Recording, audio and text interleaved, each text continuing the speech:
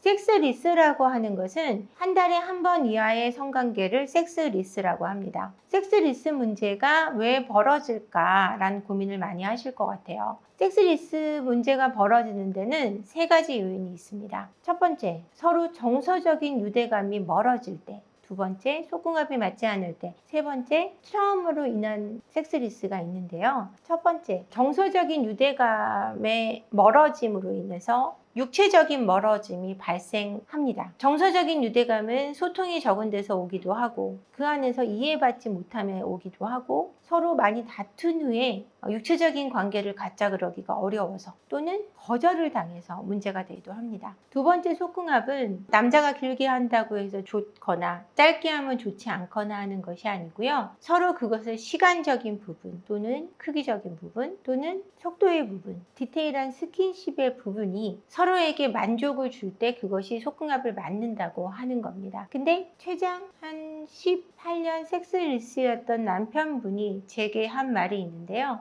아내가 내가 관계를 가져도 만족스러워하지 않는 모습 때문에 관계를 갖지 않게 됐다. 그래서 본인은 그 긴 시간 동안 자위를 통해서만 해소를 해왔는데 아내는 부부관계를 원하는지를 몰랐다. 이렇게 얘기를 하셨어요. 그 사례는 아내분이 외도를 한 사례였거든요. 그러니까 남편분은 서로 만족하지 못하니 서로 각자 해결을 하는 게 맞다. 또는 여성의 성욕은 크지 않다라고 믿었던 부분에서 가정에 문제가 발생한 것이었습니다. 세 번째, 트라우마적인 부분은 어떻게 생기냐면 아이를 갖기 위해서 장기간 배란일에만 관계를 가졌을 때 남편분들이 내가 수소가 된 것 같다라고 이야기를 하시면서 섹스리스를 선택하게 되고는 합니다. 이처럼 정서적인 유대감이 멀수록 유체적인 유대감도 멀어지게 하고 육체적인 관계가 멀어질 때 정서적인 유대감도 멀어지게 되어 있습니다. 이처럼 섹스리스로 인해서 저희 상담소에 오시는 분 중에는 최장 10년 또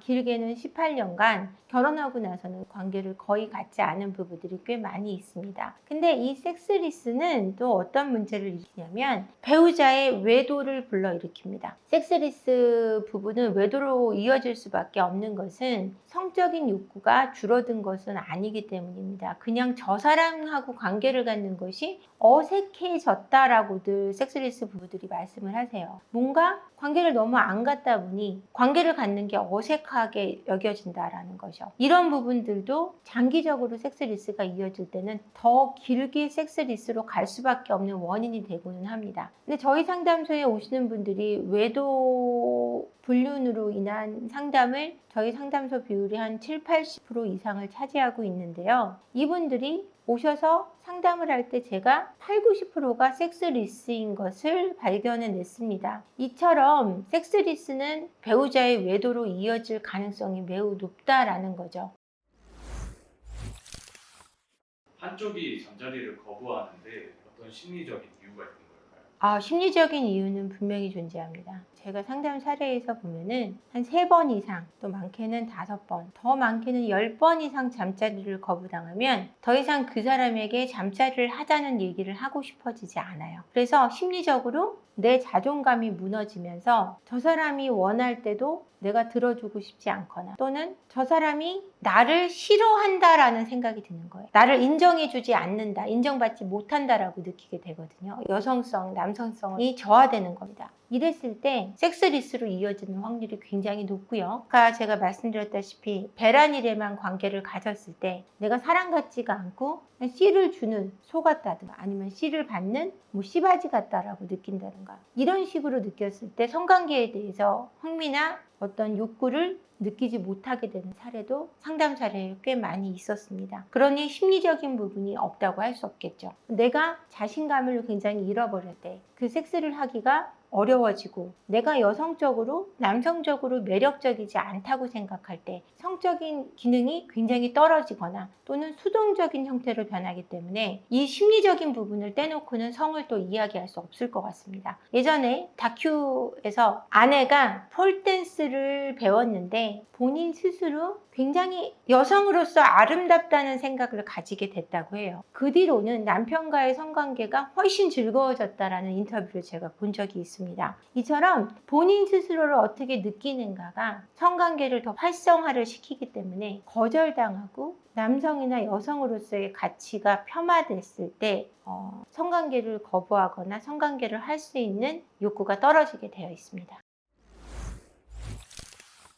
이젠 그냥 가족 같아서 라는 표현을 어떻게 해석해야 할까요? 이젠 정말 가족 같아서, 그냥 가족 같아서 라는 말은 그 여성에게, 그 남성에게 여성성이나 남성성을 느끼지 못한다는 표현과 같습니다. 가족끼리 그러는 거 아니야, 이 말 많이 해서 그게 굉장히 우스갯소리로 돌았던 이야기인데, 그 농담은 지금도 계속해서 부부 사이에 회자되고 있는 이야기입니다. 여보 오늘 어때? 이러면 야 가족끼리 그러면 안 돼. 뭐 이런 농담으로 거절하기도 하고 그냥 농담을 하기도 하는데, 이것은 여성으로서 느끼지 못한다는 뜻, 남성으로서 느끼지 못하고 동등한 성으로 느낀다라는 의미가 있습니다. 우리는 형제로 살잖아, 이런 농담을 하는 부부도 제가 봤는데요. 이처럼 나에 대한 매력을 점검해 봐야 되는 때일 겁니다. 그때는 못생기고 예쁘고 이런 평가를 말씀드리는 것이 아닙니다. 내가 매력적일 수 있다라는 것을 포기하지는 말아야 된다라는 얘기입니다. 내가 내 스스로 매력적이고자 노력할 때 상대방도 그걸 느끼기 때문이죠.